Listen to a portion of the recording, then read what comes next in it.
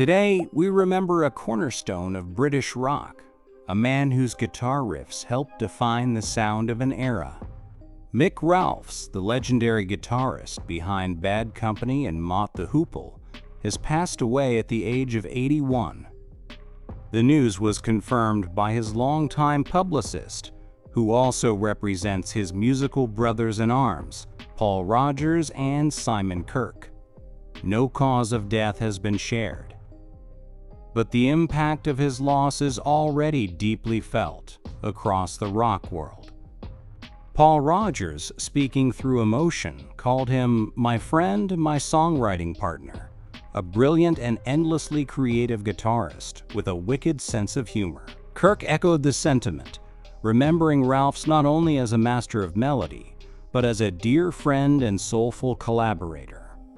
Though Ralphs played his final live performance with Bad Company in 2016 at London's O2 Arena, a stroke shortly after that show left him unable to return to the stage.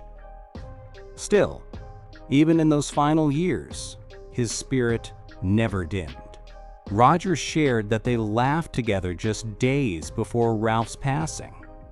"It won't be our last," he said with heartfelt finality. Born in Herefordshire, England, Mick Ralphs burst onto the scene in 1969 as a founding member of the glam rock pioneers Mott the Hoople. Their name borrowed from a cult novel, their sound destined to become part of rock history. Ralphs lent not only his guitar genius to the band, but also took lead vocals on tracks like the thundering Thunderbuck Ram.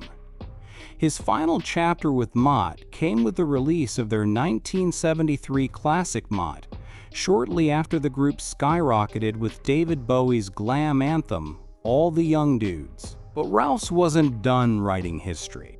A jam session with Free's Rodgers sparked a musical bond that led Ralphs to form what would become one of the great supergroups of the 70s, Bad Company.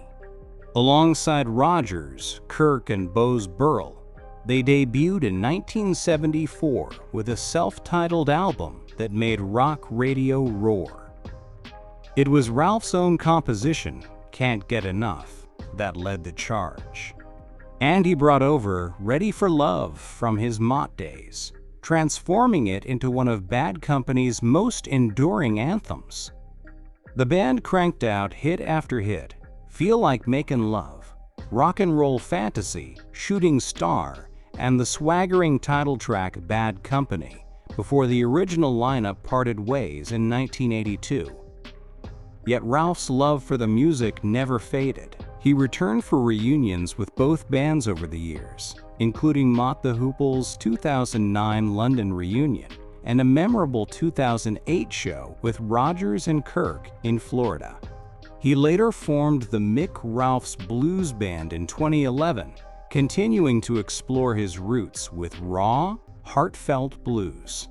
As fate would have it, Bad Company is set to be inducted into the Rock and Roll Hall of Fame later this year.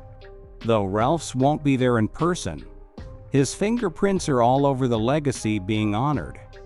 Mick Ralphs leaves behind a partner, Susie Shavas, described as the love of his life, as well as 2 children, 3 stepchildren, and generations of fans who will never forget the power of his music.